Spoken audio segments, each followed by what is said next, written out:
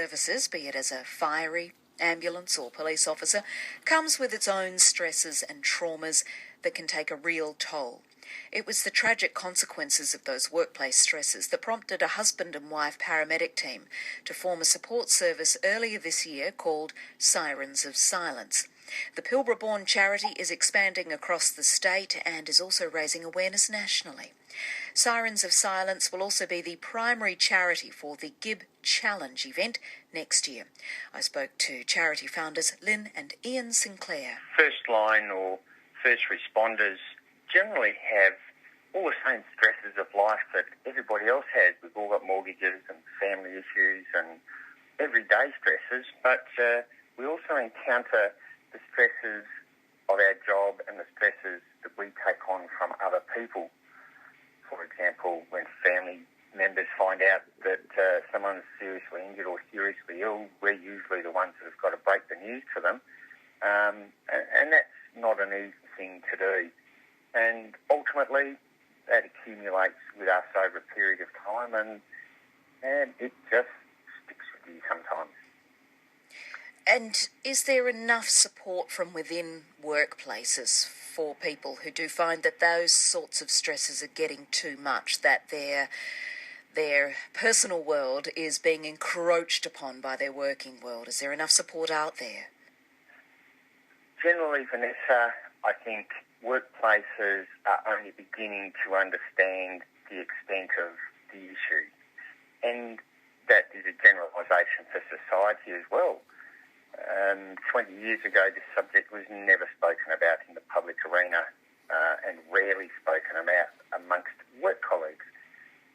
This day and age, it's certainly a subject that is more talked about within the general public arena, and certainly one of the objects of the charity is to get work colleagues talking about things amongst themselves and relieving some of those stresses right at the point where they begin in the workplace.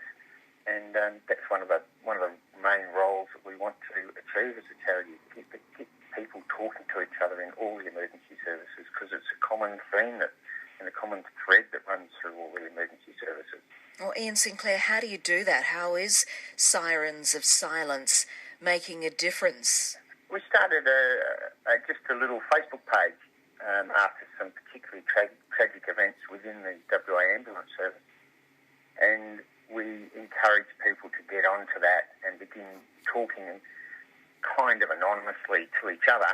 And we were astounded at the rapid uptake and the depth at which people were willing to engage in a positive manner with each other to talk about their commonalities, how they felt and how they dealt with things and what they did to make each other feel better.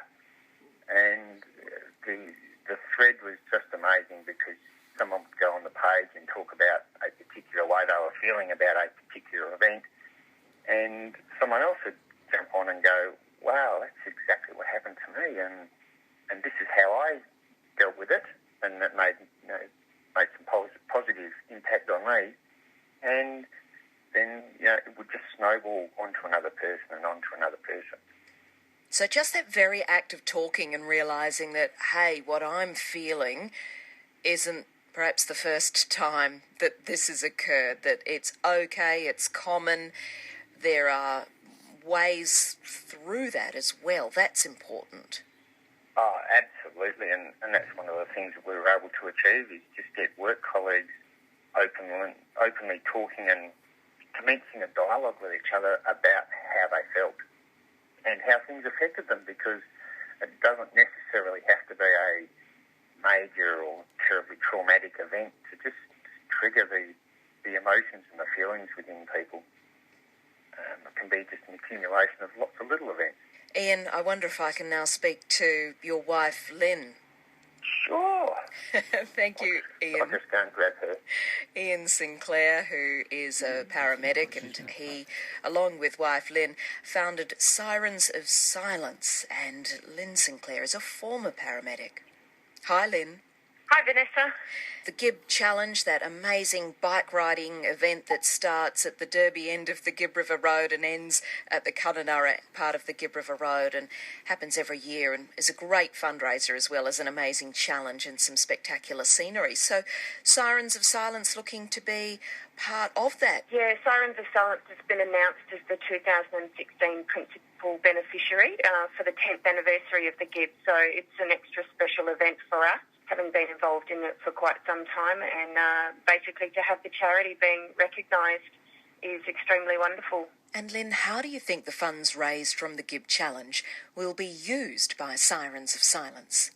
Well, we're hoping that the teams will do their normal run-arounds and do fundraising through their normal channels, plus some corporate sponsorship and whatnot. Currently, we raise funds ourselves through merchandise sales, donations, and sales of a book called Broken by Chris Mawson. And we'll be looking for some corporate sponsorship in the coming weeks. I've just been in Perth recently meeting with some top professionals of their fields for psychology, psychiatry and counselling support services, and this money will be able to get the final link into place for us to get some financial help for people to get assistance externally.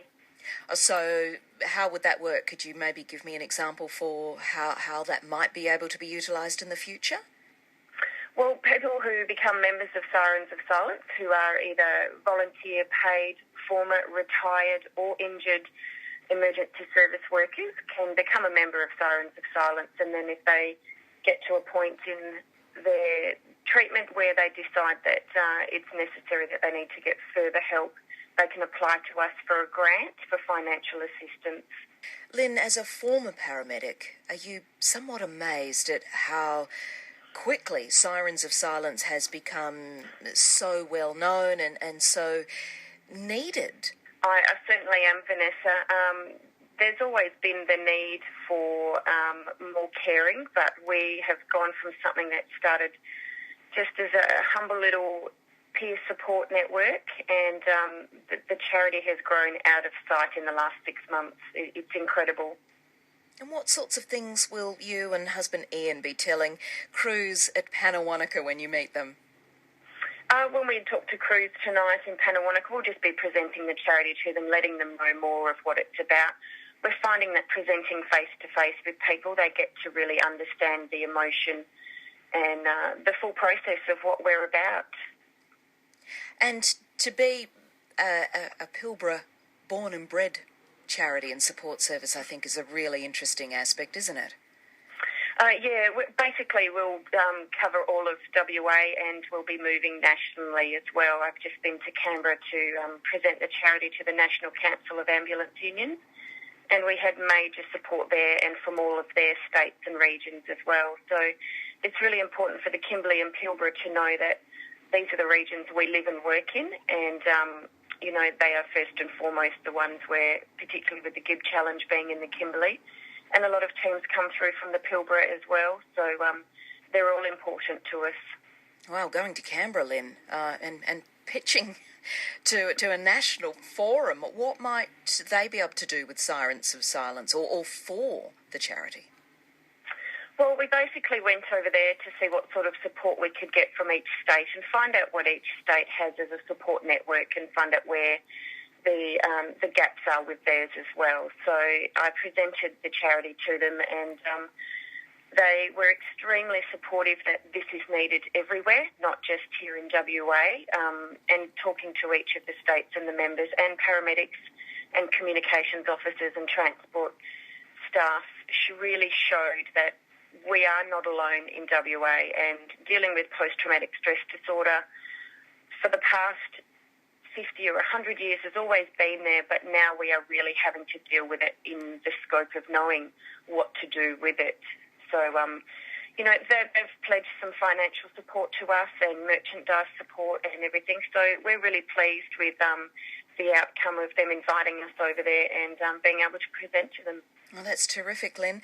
Now, for anyone listening who might be a family member of a frontline emergency worker or volunteer, or indeed is retired or still with the industry now, what would be some take-home advice? Oh, the take-home advice that we're trying to push to everybody at the moment, Vanessa, is simply get some help, realise that there might be an issue. Have a look at our webpage and, if you think that we might be for you, then certainly fill out the membership form and send it through to us. But we just want people to engage. The thing with post-traumatic stress disorder is the depression that goes with it, and they don't always go hand in hand, but the isolation. People are not as isolated as they once were, and we just need to help them realise that, and then that opens up the door to being able to get them some help. They're not alone. That's the Pilbara's Lynn Sinclair and husband Ian, who began a charity called Sirens of Silence to help colleagues in the emergency services deal with stresses and traumas of the job.